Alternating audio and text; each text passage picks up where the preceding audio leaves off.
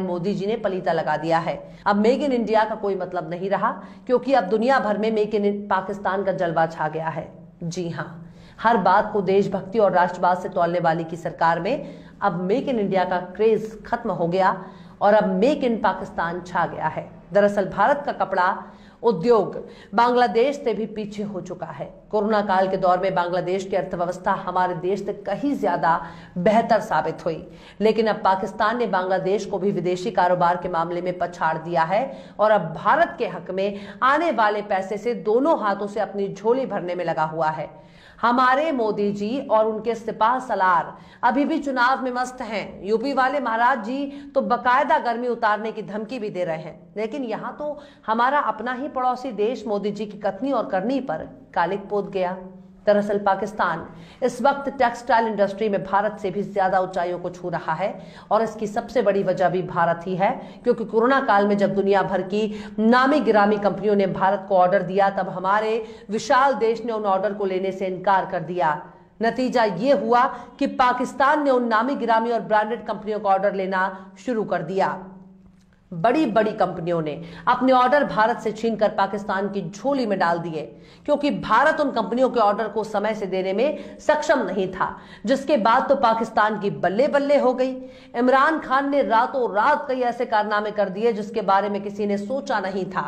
दरअसल पाकिस्तान ने निर्यात का नया कीर्तिमान कायम कर दिया है, वो भी सिर्फ भारत की वजह से, क्योंकि यही ऑर्डर भारत के लिए आने वाले थे, लेकिन भारत की क्षमता कम होने से पाकिस्तान के पास चले गए। लेकिन सबसे बड़ा सवाल है कि हमारे इतने बड़े विशाल देश को टक्कर देने के लिए पाकिस्तान ने अपनी ताकत कैसे बढ़ा ली। भला ऐसा कैसे हो सकता है कि जिस ऑर्डर को लेने से भारत से मना कर रहा हो, उस ऑर्डर को पाकिस्तान ले रहा है, यानी भारत को किसी फैसले से पाकिस्तान का भला हो गया हो। पाकिस्तान की टेक्सटाइल इंडस्ट्री ने महामारी के दौरान रिकॉर्ड तोड़ निर्यात किया है। ऐसा उसने भारत और बांग्लादेश के छोड़े गए ऑर्डर हासिल करके किया है।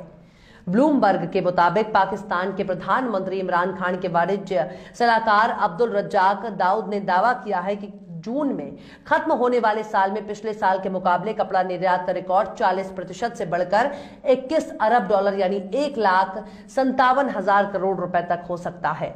यानी कोरोना काल में जब दुनिया रो रही थी, तब पाकिस्तान ने एक के बाद एक बड़े बड़े ऑर्डर लेना शुरू कर दिया और उन ऑर्डर को पूरा करने के लिए सारे इंतजाम करना शुरू कर दिए, ताकि ऑर्डर देने वाली कंपनियों का भरोसा पाकिस्तान पर कायम रहे। पाकिस्तान ने यूरोप और एशिया के बड़े बड़े मार्केट को कैप्चर करना शुरू कर दिया। अमेरिका और यूरोप में खरीदारों के लिए डेनिम जीन से लेकर तौलिए तक की सप्लाई करता है। पाकिस्तान के कुल निर्यात में टेक्सटाइल का हिस्सा का करीब 60% है। इमरान खान के वाणिज्य सलाहकार दाऊद ने कहा कि अगले वित्त वर्ष में यह आंकड़ा 1,94,000 करोड़ हो जाएगा, जो पिछले साल के कुल निर्यात के आंकड़े को पार कर जाएगा।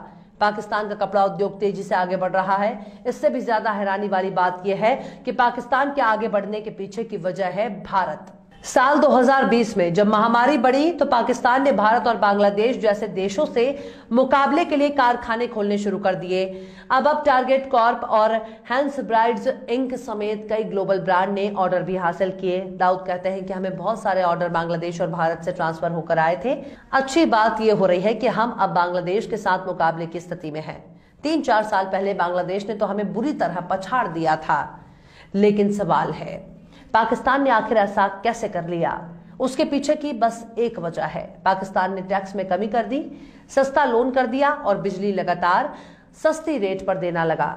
इमरान खान के सलाहकार दाऊद कहते हैं कि उनकी सरकार अगले महीने अफ्रीका, दक्षिण अमेरिका और मध्य एशिया जैसे नए बाजारों में निर्यात को बढ़ावा देने का प्रस्ताव जारी करने की भी योजना बना रही है। दक्षिण एशिया में मुकाबले की नजर से अगर देखा जाए तो पाकिस्तान में दोगुनी कटौती कर दी, सस्ते से सस्ता कर्ज दिया और बिजली सप्लाई के बेहतर इंतजाम कर दिए, जिससे उनके कारखानों की ताकत मजबूत हो गई। पाकिस्तान में बेरोजगारी होने की वजह से कम लागत में ज्यादा कामगार मिलने लगे। पाकिस्तान ने टेक्सटाइल इंडस्ट्री को और मजबूत करने के लिए कामगारों को ट्रेनिंग भी देने लगा, जिसका फायदा यह हुआ कि ऑर्डर देने वाली कंपनियों को समय पर तैयार माल देने लगा, जिससे पाकिस्तान पर दूसरों का भरोसा बढ़ा है। भारत को सस्ते रॉ मटेरियल के साथ ही चीन पर लग रही पाबंदियों का भी फायदा पाकिस्तान को मिल रहा है। दुनिया भर में चीन के खिलाफ बन रहे माहौल का फायदा भी पाकिस्तान उठा रहा है। ऐसे में अमेरिका और यूरोप की कंपनियां खरीद के लिए भारत, पाकिस्तान, बांग्लादेश और वियतनाम जा रही हैं।